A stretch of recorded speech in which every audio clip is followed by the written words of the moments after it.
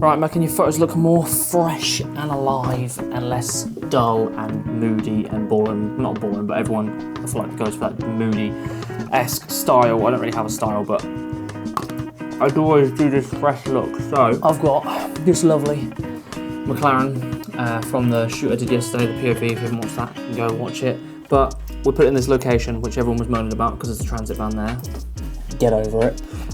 First thing I do, really simple. This is a free preset that you can get from our V2 pack. It's in the description. I'm going to press Harsh Sun, and this gives me that fresh style that I always put on my photos to make them look fresh and not dull them down so they're more like this. I don't normally go for this sort of moody style anymore where it's really dark. I always go for this, and this is how I do it. So if you look, obviously you can just download the preset and put it on, but the main thing is the shadows are always all the way up on every single photo. I always launch the shadows right up, and then I get the highlights and I bring them right down. This is the major point that makes it look fresh, because obviously if you can see all the details in all of the little bricks and all the stairwells and underneath the car, all the bits of the brake pads, even the stones on the floor, it just makes it look crisper. But what you obviously have to do is mainly with the preset is just grab the exposure, bring it down. So obviously that's overexposed because these shadows make it look like that. So you just bring it down to a natural level, but to try and keep it as high as you can still. So I'm just looking at the car, making sure it's not shiny. So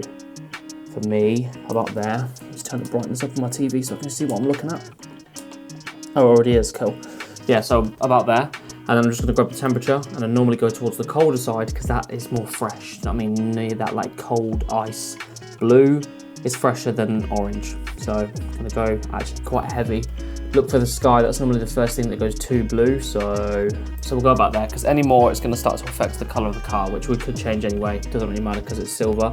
But there we go, we've brought the exposure down on the preset and just adjusted the temperature to the blue side. But obviously we're not gonna leave it there. We need to make it look a bit more fancy. So what we're gonna do is we are gonna add a little bit of shadows in, but to certain areas that don't really matter. So the sun, I'm gonna say, is over here, right? So we're gonna pull the shadow side in from here. Actually, no, we're gonna do the ground first. Let's do the ground. So grab a linear gradient, drag it up, minus the subject. We wanna keep everything fresh, but the ground could almost be a little bit, it's one of those things where you can make it a bit more crispy and a bit more darker, but not too many shadows in it. So I'm gonna desaturate it all the way actually, so there's no like color in it. Grab the clarity, we'll throw that up halfway, bosh. Bring out all those little stones in the floor.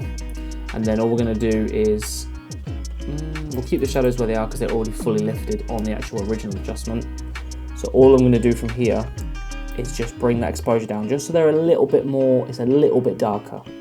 Just so there's a little bit of contrast across the photo.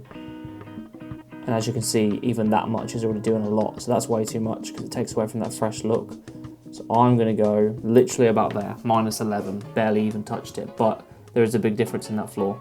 From there, now we can add what I was gonna say, which was the linear gradients. So this is where I add the shadow side, and then I add the light side. So let's do this.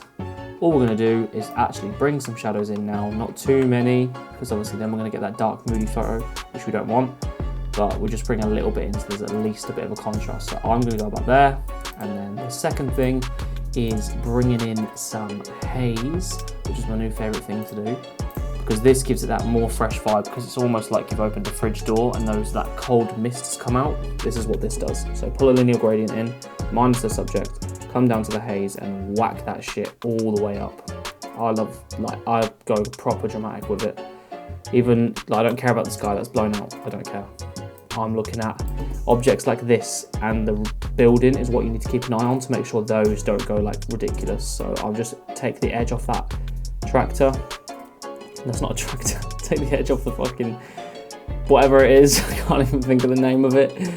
To about there. So you've got that haze just coming over the building. It's not too crazy on this track. What is it? Digger. What an idiot. Why couldn't I get that in my head? You've got a bit of haze, you've got a little bit of shadow, and it's bringing that nice contrast from the bottom left to from the bottom right to the top left. And then if you really wanted to, you could select the subject, which is the car and this transit van.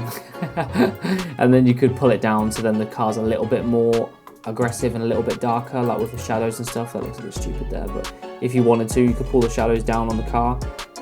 Obviously not on the whole car, but like originally where it was, you'd get some natural shadows coming in.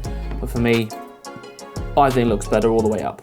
because look, we can see all of this stuff. This looks way cooler being able to see. Look, you can even see the break discs because I've lifted the shadows all the way up and all this stuff in here. It does get a little bit, I'll show you another photo of a close up that I did it on here. Look, sometimes you do get to the point where you can see all like the dirt and stuff. So sometimes you do need to bring the shadows down, but all I would do in that situation is I would just get the brush tool and I would just bring that brush tool, get the shadows down already so I can see what I do instantly, and then I would just dabble some shadows in there just to cover that up. Do you know what I mean? Just get that bit a little bit darker, but then keep the shadows along the rest of it. You see there's some stones on there, bring those in, but I still want the shadows all the way up so I can see these spokes here and even the dirt on the tyres there. But I can just darken this bit on its own with an adjustment, alright? So that's what I do to all the photos to make them look fresh. I guess that's my style, don't really know. Go over the free preset and try lifting your shadows up, bumping your highlights down, and go for that nice, crazy, fresh photo. Alright, hopefully that helped. Subscribe, and I'll see you in the next video.